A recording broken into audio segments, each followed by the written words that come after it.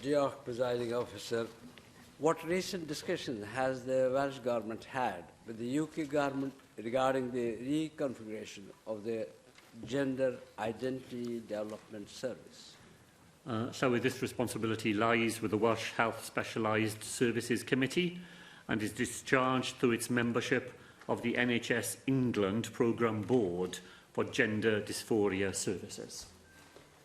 Thank you, First Minister. The collapse of the Tavistock's gender service for children was truly shocking.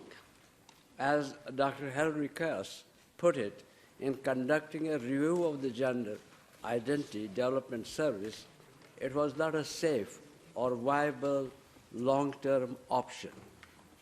Thankfully, NHS England agreed that the service was unsafe and shut the service down to be replaced by 2 regional centres providing services for England and Welsh patients.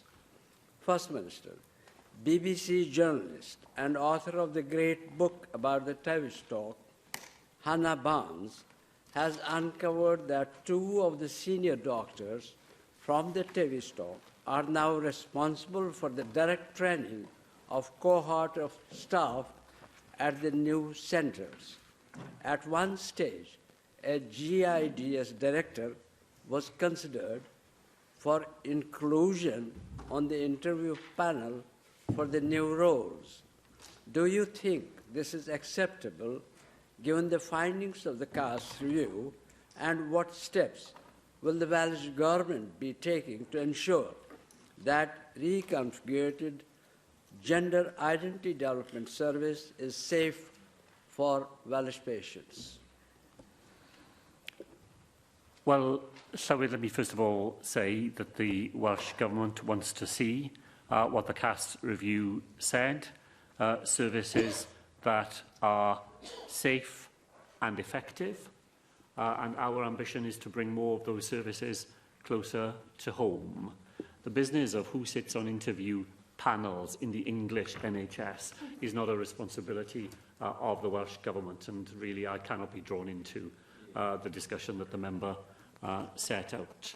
What we know is that referrals of young people into such services have grown very quickly over the last decade. 10 years ago, there were 7 referrals from Wales into gender identity services.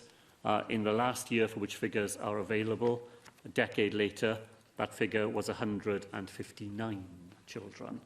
I completely understand why a single service could not be expected to deal with an increase in the volume of demand of that sort, because that increase in demand was reflected not just in Wales, but elsewhere as well.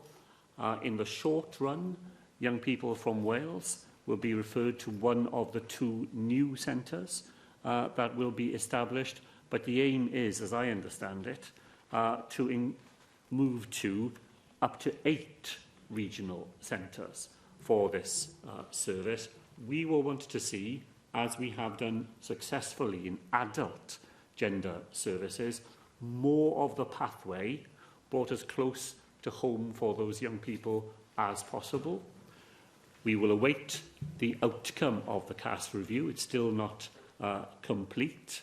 And then we will work with others to make sure that there are services for young people who question their gender identity, which are safe, which are effective, which are shaped by the voice of those young people, and a service that is both not stigmatising and doesn't rest on an exclusive and lengthy medicalised route.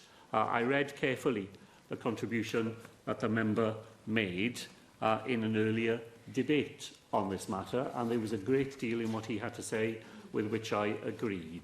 And I hope it will be possible in Wales to go on working together to make sure that we provide a service for young people which meet the criteria set out in the Cass review and the spirit with which we would wish young people to be treated here in Wales.